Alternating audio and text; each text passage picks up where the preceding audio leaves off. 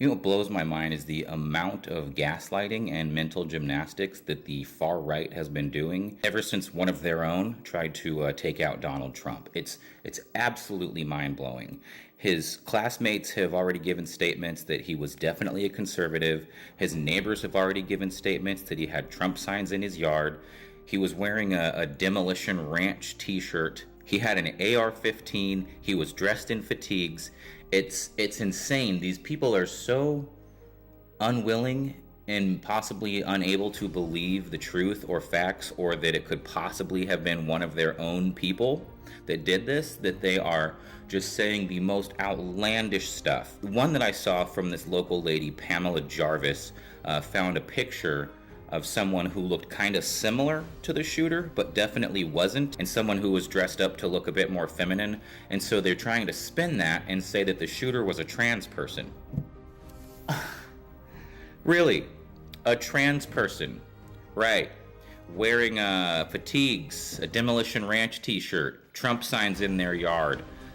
I mean, come on, it's insane. People are trying to go with this whole narrative that it was a Democrat because at one point he donated $15 to a Democratic initiative for voting. Mind you, he didn't donate any money to a Democratic politician, just to an initiative for people to vote, which in itself should be a nonpartisan thing. And it was $15. That $15 does not erase every other Trumpy-ass MAGA thing about him. They're trying to say that it's the liberal media that inspired someone to go do this to Donald Trump by the fact that we've been demonizing him. No. Yes, we've been demonizing Trump, but we've not been calling and advocating for violence. That is the right that does that. It's everywhere. It's all over their t-shirts. It's all over their trucks. It's all over their stickers. The back of these people's trucks and vehicles say, shoot your local There is so much violence baked into the rhetoric of the far right that it's just like second nature for them to say it.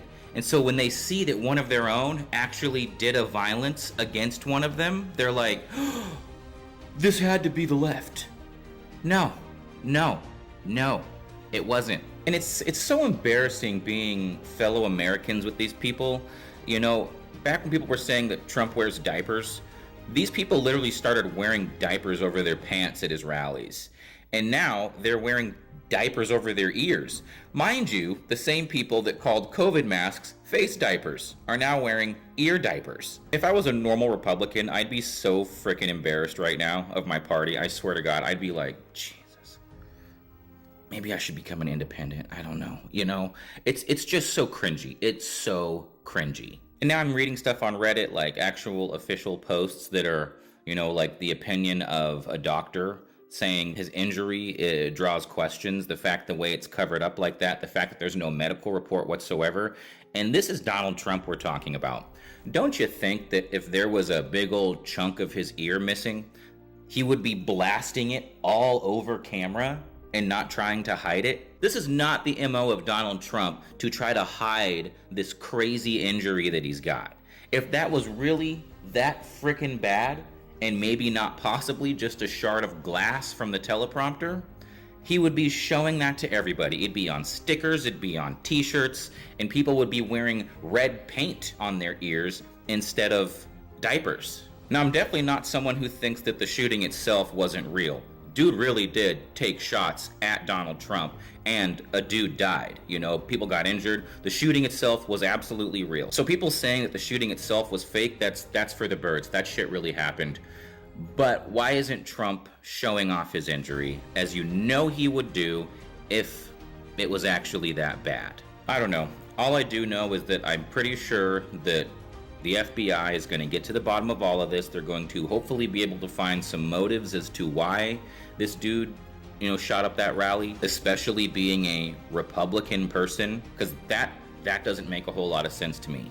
Unless, I've said this in the past, unless he was just a Republican who might have realized that, hey, even though I'm a Republican, I don't like fascism or pedophiles or rapists or criminals, whatever the reason may be, and maybe that's what he saw Trump as. But that's all just my own personal speculation. Just possible reasons that might explain why he did what he did. And real quick, I want to talk about speculation here because it's something that can always get people in trouble. It's gotten me in trouble. I just also believe that there's a difference between speculating in good faith and speculating in bad faith.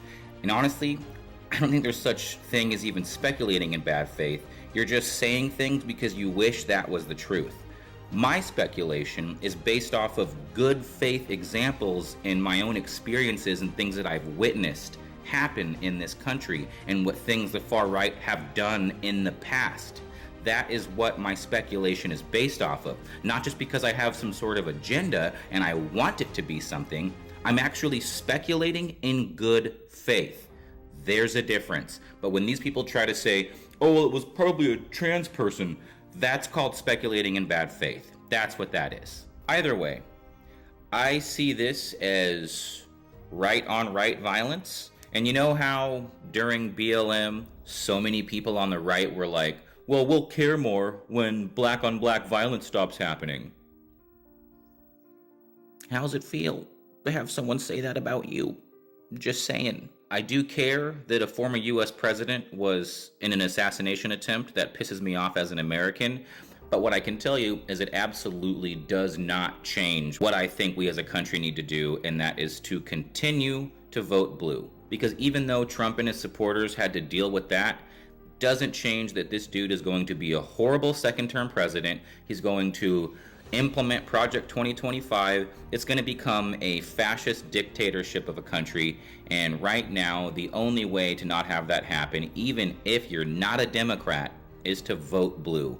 Hopefully, after the Trump-Biden era is over, we could start considering Republican candidates that are maybe more like John McCain, you know, someone who's actually decent and has morals and isn't just pilled by QAnon conspiracy theories, bigotry, and hatred. As soon as Republicans can start putting forward candidates that aren't just horrible bags of garbage, then maybe they might have a shot at the White House again. But until that happens and all this Trump-era nonsense is gone from the Republican Party, just keep voting blue. Otherwise, this country is screwed.